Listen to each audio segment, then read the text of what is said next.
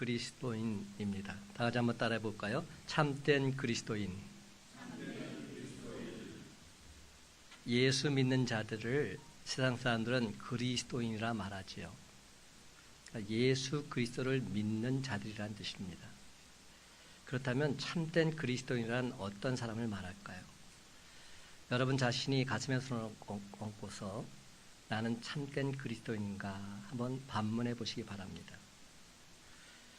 먼저 주보를 한번 보실까요? 주보 보시면 안에 제 칼럼이 있습니다. 제가 그 칼럼 내용을 먼저 여러분과 함께 나누기를 원합니다. 예레미야서 17장 11절 말씀입니다. 불의로 치부하는 자는 자고새가 낳지 아니한 알을 품은 같아서 그의 중년에 그것이 떠나겠고 마침내 어리석은 자가 되리라. 이 말씀을 지은 글이 있는데요. 바로 제목이 자고새 그리스도인입니다. 읽어보겠습니다. 새 중에 자고새라는 새가 있다. 이 새는 다른 새들이 알을 품으면 알이 없어도 알을 품는 신용을 하는 새이다. 그리스도인 중에도 이런 자고새가 있다. 실제로 영적이지 않는데 거룩하지도 않는데 주님을 품은 듯 흉내만 내고 사는 이름만 그리스도인이 있다. 자고새가 날아가 버리면 그 자리에는 빈둥지만 남아있다. 주님을 품고 산다면서 생활 속엔 믿음이 없이 염려와 근심으로 소일한다. 주의 사랑과 은혜를 목말라 하지 않으며 물질과 세상 것에만 목말라 한다. 겉은 주님을 섬기나 속은 세상 것으로 가득 차 있다. 무늬만 그리스도인이다. 당신은 자고새입니까? 주님을 품고 사는 파랑새입니까? 진정 그리스도인이라면 훨훨 주님 품으로 날아드십시오. 살아도 주를 위해 살고 죽어도 주를 위해 죽으십시오. 당신은 그리스도인입니다. 그 이름이 부끄럽지 않게 믿음으로 사십시오. 그렇다면 여러분, 저는 여러분에게 한번 묻고 싶습니다. 여러분은 자고새입니까? 아니면 주님을 품고 사는 사랑새, 파랑새입니까? 여러분은 어리석은 교인입니까? 아니면 진실한 그리스도인입니까? 오늘 성경을 우리가 로마서 2장을 택했는데요. 이 말씀은 제가 수요일 날에도 전했던 말씀입니다. 그런데 이 말씀을 하나님께서 조금 더 준비해서 전하는 마음을 주셔서 제가 말씀을 전하고자 합니다. 성경에 유대인이라는 말이 자주 나오죠. 그 유대인이라는 말은 어떻게 기원이 됐을까요? 이 유대인이라는 말은 원래 유대교를 신봉하는 사람들이 다른 사람들과 자기를 구별하기 위해서 스스로 붙인 이름이 유대인입니다. 다른 사람들과 구별하기 위해서 자신들 스스로 우린 유대인입니다 이렇게 붙였다는 것이죠. 자기들과 다른 사람들, 즉 유대교를 믿지 않는 사람들을 비유대인이라는 뜻으로 이방인이다 불렀습니다. 그러니까 그들의 눈에는 세상에는 두 종류의 사람만이 있는 겁니다. 하나는 유대인이고 다른 하나는 이방인입니다. 자기들 눈에는 진정한 종교인 유대교를 믿는 유대인과 헛된 우상을 섬기거나 아예 종교를 가지고 있지 않는 세상의 모든 사람들, 즉 이방인이 있다는 것입니다. 이런 생각을 가지게 한 배경에는 바로 선민 사상이 있습니다. 하나님께서 자기들만을 특별히 선택하셨다는 사상이지요. 자기들만을 거룩한 백성으로 선택하셨고 자기들만을 구원하셨다는 믿음입니다. 이 사상은 그들로 하여금 남다른 정체성과 자부심을 가지게 만들어 주었습니다. 유대인은 이 선민 사상을 바탕으로 실제 종교 생활에서도 그 누구도 따라올 수 없을 정도의 열심히 특심했습니다. 율법과 구전이 유대인들의 종교 생활의 경전일 뿐만 아니라 그들의 실제 생활의 법이요 지침이었습니다. 유대인들은 이 율법을 지키는 일에 있어서 생명을 걸었던 사람들입니다. 그런데 여러분, 문제는 하나님께서 그들을 기뻐하지 않으셨다는 점입니다. 하나님께서 그들을 책망하셨고 그들을 외면하셨다는 것입니다. 하나님의 백성이라는 자부심과 그 누구도 따라올 수 없는 열심으로 특심했는데 나름대로 하나님을 섬겼건만 정작 받으실 그 하나님께서 이를 물리치신 것입니다. 내가 내 제사를 받지 않겠다는 겁니다. 여러분, 어떻게 이런 일이 있을 수 있을까요? 도대체 왜 이렇게 된 것일까요? 오늘 본문에서 사도 바울이 그 답을 제시하고 있습니다. 바울은 유대인들 문제의 핵심을 짚고 있습니다. 그래서 우리는 오늘 본문을 살펴보면서 예수를 믿어도 제대로 믿어야 한다는 사실을 다시금 깨닫게 됩니다. 맹목적인 열심, 잘못된 헌신, 정말이지 헛수고가 될 수도 있다는 점 다시 한번 깨닫게 되는 것입니다. 그렇다면 여러분, 오늘 본문에서 지적되고 있는 유대인의 문제를 살펴보면서 참된 그리스도인이 되기 위해서 우리가 반드시 애쓰고 힘써야 할 점이 무엇인지 곰곰이 생각해보는 그런 시간이 되었으면 좋겠습니다. 우리가 참된 그리스도인이 되려면 첫째로 믿는 대로 살아야 합니다. 한번 따라 해볼까요? 믿는 대로 살아야 합니다. 1절 말씀 다 같이 한 목소리 있습니다. 1절입니다. 시작. 그러므로 남을 판단하는 사람아, 누구를 막론하고 내가 핑계하지 못할 것은 남을 판단하는 것으로 내가 너를 정죄함이니 판단하는 내가 같은 일을 행함이니라. 아멘. 여러분, 바울은 지금 유대인들이 이방인의 죄를 지적하면서 실상은 자기들도 똑같은 죄를 범하고 있다는 점을 말하고 있는 겁니다. 유대인들은 자기들이 거룩한 하나님의 백성이란 믿음으로 살아갑니다. 하나님께서 자기들을 특별하게 구별해 주셨고 자기들을 특별하게 대해 주신다고 믿었습니다. 그러나 문제는 이런 신념과는 달리 그들의 삶이 구별되지 않고 있었다는 점입니다. 말로는 자기들이 이방인들과 다르다고 말하지만 삶에 있어서는 별반 다를 바가 없었다는 겁니다. 종교 행위에서는 거룩한 척하지만 실생활에서는 이방인들과 다를 바가 없었던 것입니다. 그런데 여러분, 오늘날에도 이렇게 살아가는 그리스도인들이 실제로 많이 있습니다. 마치 저 유대인들이 믿은 것과 행동하는 것이 달라서 하나님께 책망받은 것처럼 그렇게 신앙생활하는 사람들 말입니다. 그렇다면 여러분, 유대인들이 왜 이렇게 되었을까요? 오늘날 그리스도인들이 잘못된 신앙생활을 보이게 된 이유가 과연 무엇 때문일까요?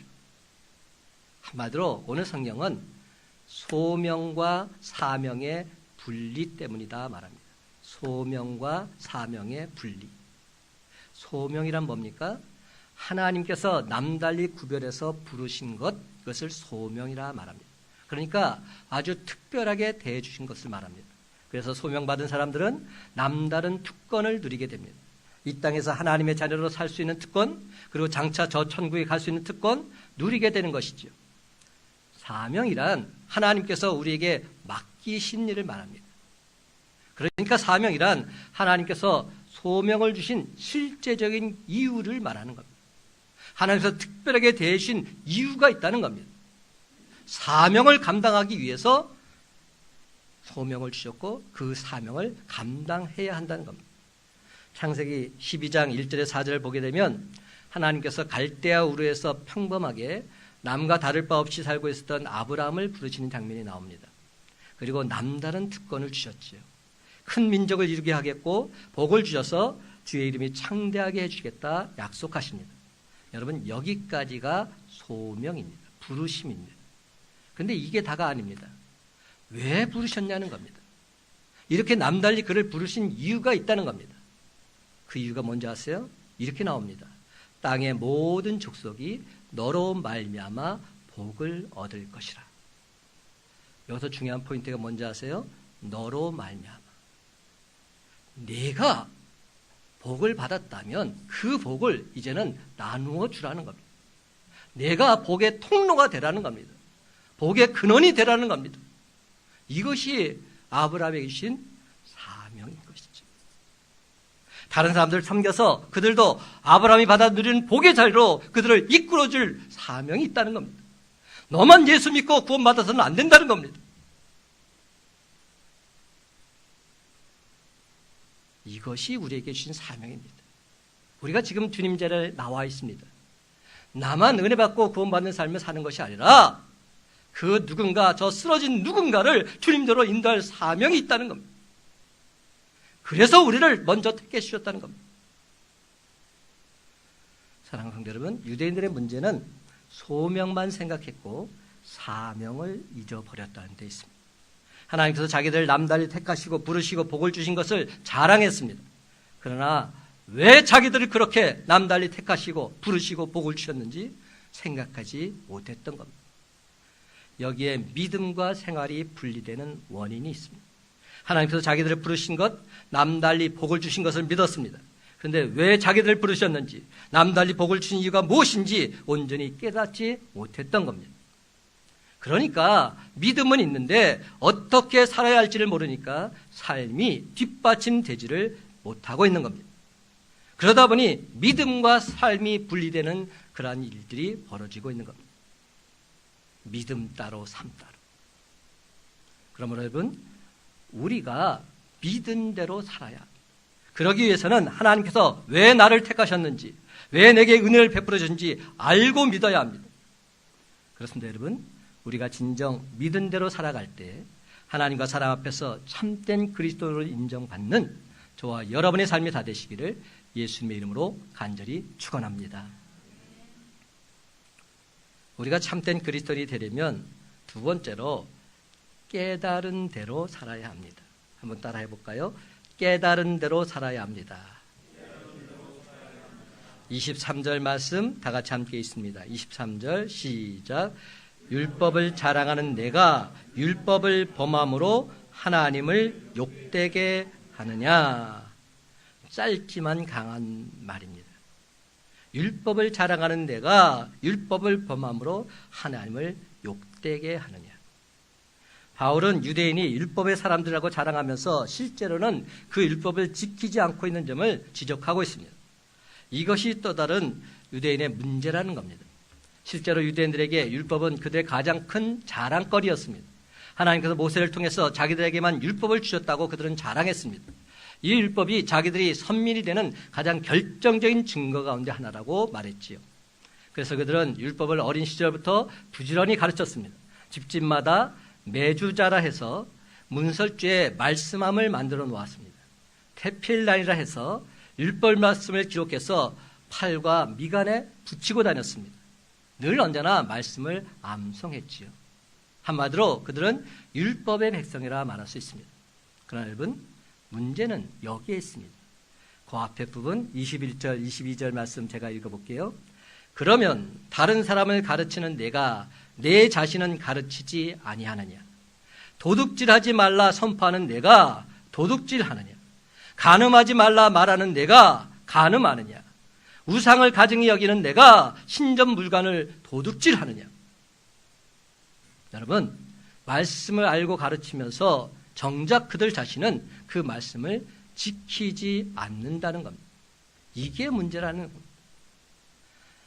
신학교 수업 시간에 교수님께서 생뚱맞게 학생들에게 이런 질문을 던졌습니다. 성경을 창세기에서 요한계시록까지 달달 외우는 사람이 있다고 해봅시다. 그 사람이 신앙이 좋을까요? 나쁠까요? 교회학교 아이들이 공학 공부를 잘해서 시험을 봤는데 100점을 맞았다고 해봅시다. 그 아이가 신앙이 좋을까요? 나쁠까요? 학생들이 선뜻 그렇다고 대답을 못하더라는 겁니다. 여러분 생각은 어떻습니까? 중요한 것은 하나님 말씀을 철저하게 암송하는 것과 하나님 말씀대로 사는 것 똑같은 것이 아니라는 겁니다. 하나님 말씀을 잘 아는 것과 하나님 말씀대로 사는 것 똑같지 않을 수 있다는 말입니다. 물론 하나님 말씀을 잘 알아야죠. 근데 잘 알았다면 삶이 달라져야 합니다. 하나님 말씀을 잘 알았다면 삶 속에서 그 말씀이 드러나야 합니다. 이게 진짜지요. 여러분, 하나님 말씀을 암송했으면 거기서 멈추지 말고 하나님 말씀대로 살려고 애쓰고 힘써야 하는 겁니다. 여기까지 가야 되는 겁니다. 하나님 말씀을 깨달았다면 거기서 멈추지 말고 하나님 말씀을 깨달은 대로 살고자 힘써야 하는 겁니다. 그렇다면 우리가 어떻게 해야 깨달은 말씀을 삶 속에서 실천할 수 있을까요? 한마디로 그 말씀이 내 자아 속에 스며들어와서 나를 변화시켜야 합니다. 말씀이 나를 변화시키지 않고서는 안 되는 것이죠. 이것을 뭐라고 부릅니까? 말씀의 성육화다 이렇게 부릅니다. 말씀의 인카네이션이라고 부르죠. 하나님이신 예수 그리스도께서 인간의 몸을 입고 이 땅에 오셔서 말씀의 역사를 일으켜 주셨던 것과 똑같은 이치입니다. 여러분, 우리는 너무나도 크게 착각하면서 신앙생활을 하고 있는지도 모릅니다. 예수 믿고 열심히 신앙생활했다고 말은 하는데 결국은 자기 열심인 겁니다. 자기 생각인 겁니다. 자기 뜻대로 신앙생활한 겁니다. 기도 생활도 열심히 하는 것 같은데 내가 원하는 기도를 열심히 드리고 있는 겁니다. 여러분들 한번 생각해 보세요. 기도하면서 결국은 내가 원하는 거예요. 한 가지라도 주님이 원하시는 기도를 드려보신 적이 있습니까? 내가 원하는 것은 이건데 주님이 원하시는 것은 무엇입니까? 물어보신 적 있으십니까? 모든 것이 다 내 중심이에요. 내 중심. 하나님 말씀에 순종한 삶은 눈 씻고 찾아볼래도 찾아보기가 힘이 든 겁니다. 사랑하는 성도 여러분, 성경은 처음부터 끝까지 하나님 말씀에 순종하는 삶을 살라 권면하고 있습니다. 하나님 말씀에 순종하는 삶을 살라. 우리가 잘 아는 마태복음 6장 31절 33절 말씀, 그러므로 염려하여 이르기를 무엇을 먹을까 무엇을 마실까 무엇을 입을까 하지 말라. 이는 다 이방인들이 구하는 것이라. 너희 하늘 아버지께서 이 모든 것이 너희에게 있어야 할 줄을 아시느니라. 그 다음 말, 그런즉 너희는 먼저 그의 나라와 그의 의를 구하라. 그리하면 이 모든 것을 너희에게 더하시리라. 우리가 이 말씀을 정말 믿는다면 해야 될 일이 뭡니까? 먼저 하나님의 나라와 하나님의 의를 구해야죠. 그러면 주님께서 아셔서 우리가 필요한 모든 것도 채워주시겠다 약속하고 있는 겁니다. 그런데 우리는 지금까지 이방인들이 구하는 것을 구하면서 그렇게 살면서도 내가 신앙생활을 잘하고 있는 것처럼 그렇게 착각하며 살았는지도 모릅니다. 우리 주님은 분명히 말씀하십니다. 너희는 먼저 그의 나라와 그의 의를 구하라. 하나님 나라의 확장과 하나님 뜻을 구하는 삶, 이것을 살라는 겁니다. 그리하면 이 모든 것 우리에게 더해주시겠다 분명히 약속하고 계십니다. 하나님 말씀을 깨달은 대로 살아가라. 그렇습니다, 여러분. 하나님 말씀을 깨달은 대로 살고자 애쓰고 힘쓸 때 하나님 나라의 확장, 하나님의 의를 온전히 세워나가는 저와 여러분의 삶이 다 되시기를 예수님의 이름으로 간절히 축원합니다. 우리가 참된 그리스도인이 되려면 세 번째로 새 사람답게 살아야 합니다. 한번 따라 해볼까요? 새 사람답게 살아야 합니다. 28절과 29절 말씀 한 목소리 읽기 원합니다. 28절, 29절 시작. 무릇 표면적 유대인이 유대인이 아니요 표면적 육신의 할례가 아니니라. 오직 이면적 유대인이 유대인이며 할례는 마음에 할지니 영에 있고 율법 조문에 있지 아니한 것이라. 그 칭찬이 사람에게서가 아니요 다만 하나님에게서니라. 아멘. 여러분, 바울은 지금 유대인들의 또 하나의 자랑거리인 할례에 대해서 공격하고 있습니다. 유대인들은 남자아이가 태어나면 8일 만에 할례를 거행합니다. 요즘 말로 말하자면 포경수술과 같은 것이지요. 이는 그 아이가 유대인이라는 흔적을 몸에 남기는 것으로서 이방인과 자기들을 구별하는 또 하나의 결정적인 증거라 자랑해온 겁니다. 그러나 바울은 유대인들이 할례를 받았지만 할례 받은 사람답게 살지 못하고 있다는 이 점을 질책하고 있습니다. 할례를 받았는데 삶은 그렇지 못하다는 겁니다. 그리고는 새로운 신학적인 주장을 펼칩니다. 바울은 두 종류의 유대인이 있다 말합니다. 두 종류의 유대인. 하나는 표면적 유대인이고 또 다른 하나는 이면적 유대인이라 말합니다.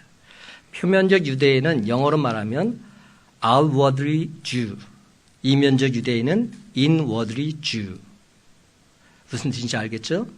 표면적 유대인이라는 것은 할례를 받아서 겉모양으로 유대인이라는 표시가 확실한 사람을 말합니다. 반대로 이면적 유대인이라는 것은 내면적인 유대인이란 말로서 그 마음의 할례를 받아서 겉사람이 아니라 속사람이 유대인이 된 사람을 말합니다. 속사람이 유대인이 된 사람. 그 사람이 진짜라는 겁니다. 표면적 유대인은 겉사람의 할례 표시가 있어서 자기가 유대인이라고 착각하고 살고 있지만 그 마음은 이방인과 다를 바가 없어서 유대인으로 살지 못하는 문제가 있다는 겁니다. 그래서 정말로 중요한 것은 이면적 유대인, 내면적 유대인이 되어야 하는 것인데 이는 마음의 할례를 받아서 그 마음이 진정한 유대로 변화되어 유대인답게 살 수 있게 되는 것을 말하고 있습니다. 사랑하는 성도 여러분, 우리 그리스도인들에게도 똑같은 문제가 있습니다. 교회에서 세례를 받았습니다. 집사 직분도 받았습니다. 주일 성수도 잘합니다. 교회 봉사도 잘합니다. 겉으로 보기에는 그리스도인으로서 아무런 문제가 없습니다. 훌륭합니다. 그러나 그 삶에 그리스도인의 향기가 나타나지 않습니다. 여러분, 그 이유가 무엇일까요? 표면적 그리스도인이기 때문입니다. 이면적 그리스도인이 아니기 때문입니다. 고린도전서 3장 1절을 보면 두 종류의 그리스도인을 말씀하고 있습니다. 하나는 신령한 자이고 또 다른 하나는 육신에 속한 자입니다. 원어 성경을 보면 신령한 자는 푸뉴마티쿠스, 즉 영적인 사람이고 또 다른 하나는 사르키쿠스, 즉 육적인 사람을 말합니다. 표준 세번역을 보면 신령한 자는 영에 속한 사람이요 육신에 속한 자는 육에 속한 사람을 말합니다. 여기서 표면적 그리스도인은 바로 육에 속한 사람이고 이면적 그리스도인은 영에 속한 사람인 것입니다. 그렇다면 여러분, 이 두 사람의 차이가 무엇일까요? 육에 속한 사람은 육신의 욕망을 따라 살아간다는 데 있고 영에 속한 사람은 성령님의 인도를 따라 살아간다는 데 있습니다. 그런데 육에 속한 사람은 성령님을 체험한 일이 있을 수 있지요. 육에 속한 사람도 성령님을 경험할 수 있지 않습니까? 그래서 예수를 주로 시인합니다. 그러나 결정적으로 그의 삶을 지탱하고 이끌어가는 것은 성령님이 아니라 자기 자신인 겁니다. 자신의 자아인 겁니다. 결정적인 순간에는 자아가 드러납니다. 그래서 그의 모습 속에서 그리스도인다운 모습을 온전히 나타낼 수 없는 것이죠. 영에 속한 사람은 물론 성령님을 체험했습니다. 그리고 지금도 그 성령님이 주도적으로 자기 삶을 이끌어 가십니다. 자아는 철두철미하게 성령님께 순종합니다. 따라서 그리스도인다운 모습 온전히 드러낼 수 있는 것입니다. 여러분, 오늘날 많은 사람들이 새 사람이 되었다가 새 사람을 유지하지 못하고 옛사람의 모습을 다시금 드러내곤 합니다.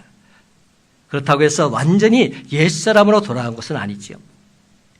겉모습만큼은 그리스도인다움을 유지하고 있습니다. 그러나 속사람은 그리스도인다움을 다 잃어버린 채 신앙생활하고 있는 겁니다. 겉만 그리스도인 겁니다. 사랑하는 성도 여러분, 우리가 새 사람이 되었으면 그 새 사람됨을 유지해 나아가야 합니다. 그러기 위해서 진정 중요한 것이 바로 성령 충만입니다. 근데 성령 충만, 제가 아무리 얘기를 해도 도대체 목사님 그게 뭡니까? 도대체 알기 쉽게 얘기해 주세요. 성령 충만은 과연 어떤 것일까요? 우리가 이제 여름철이 됐죠. 이제 장마가 그치면 이제 본격적인 이제 무더위가 시작됩니다. 그러면 우리가 바캉스 시즌이 돼서 바다로 가지요. 근데 바닷가에서 수영을 잘하는 사람과 못하는 사람 어떻게 구분할까요? 수영을 잘하는 사람, 못하는 사람 구분하는 방법이 있습니다. 수영 못하는 사람, 자기 가슴보다 깊은 물엔 절대로 들어가지 않습니다. 항상 기준이 있어요. 딱 이 정도까지만 들어가고 그 다음부터는 절대로 안 들어가요. 야, 봐봐! 절대 안 들어가요. 아니야, 안 돼. 나 더 이상 못 가. 딱 버팁니다. 괜히 거기서 자기 몸매만 드러내고 그냥 맛만 부리죠. 절대로 더 깊이 안 들어갑니다. 왜인 줄 아세요? 조금 더 물이 차면 자기 마음대로 그 물을 조정할 수 없기 때문이죠. 자기 한계를 벗어나는 겁니다. 어느 한계를 넘는 순간부터는 내가 물을 조정하는 것이 아니라 물이 나를 조정하게 되어 있습니다. 주인이 바뀌는 겁니다. 나에서 물로. 에스겔 47장을 보게 되면 성전에서 나오는 물이 나오고 있는데요. 이 성전에서 나오는 물은 성령을 의미합니다. 근데 그 물이 나오면서 점차적으로 물이 차게 됩니다. 처음에는 발목에 차고요. 그 다음에는 무릎에 차고요. 그 다음에는 허리까지 옵니다. 그리고 마지막 단계는 어느 단계냐? 차고 넘쳐납니다. 나를 넘는 거죠. 그때 성경은 이렇게 말합니다. 사람이 능히 건너지 못할 강이 되리라. 내가 더 이상 할 수 없는 단계가 된다는 겁니다. 그 단계를 뛰어넘는 그게 바로 성령 충만한 단계입니다. 내가 도대체 감당할 수 없는 그런 상황이 됐을 때 우리는 과연 어떻게 합니까? 저는 그 물에 대한 공포가 많아요.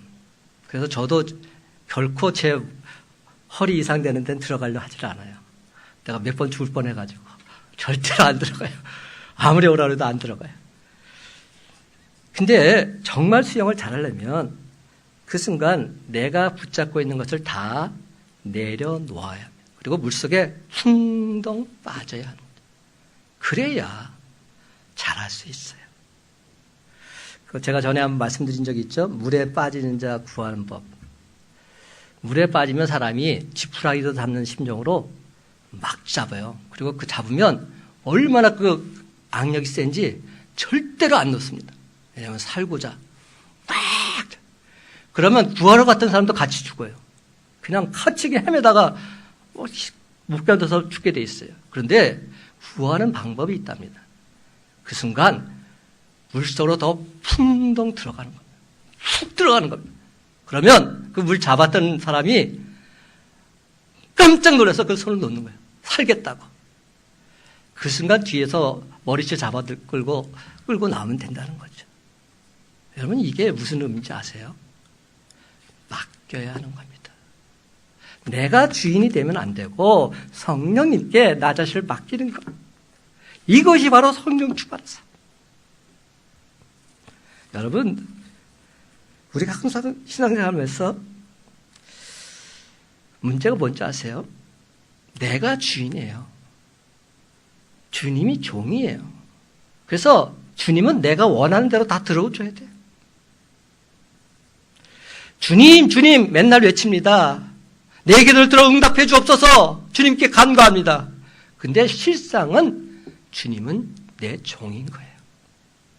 내 말 안 들으면 주님이 이거 뭐고 다 없는 겁니다. 주님 믿습니다, 믿습니다. 제 아무리 입술로 고백하면서도 정작 내가 주인인 겁니다. 성령 충만이란 말 그대로 성령님께서 충만한 것일진데 내 삶의 주인은 성령님이신 겁니다. 그러므로 우리가 진정 성령 충만하면 주인이신 성령님의 인도하심 따라 새 사람답게 그리스도인답게 온전히 살아가게 될 줄 믿으시기 바랍니다. 그래서 예수님께서는 초막절 축제에 참여한 무리들 한가운데 서서 큰 소리로 이렇게 외치셨습니다. 요한복음 7장 37절과 38절 말씀, 누구든지 목마르거든 내게로 와서 마시라. 나를 믿는 자는 성경의 이름과 같이 그 배에서 생수의 강이 흘러나오리라. 힘차게 외치셨습니다. 누구든지 목마른 자는 내게서 와서 마시라. 나를 믿는 자는 생수의 강이 넘쳐 흘러나리라. 그리고는 생수의 강은 믿는 자가 받을 성령이다 분명히 말씀하셨습니다. 그렇습니다, 여러분.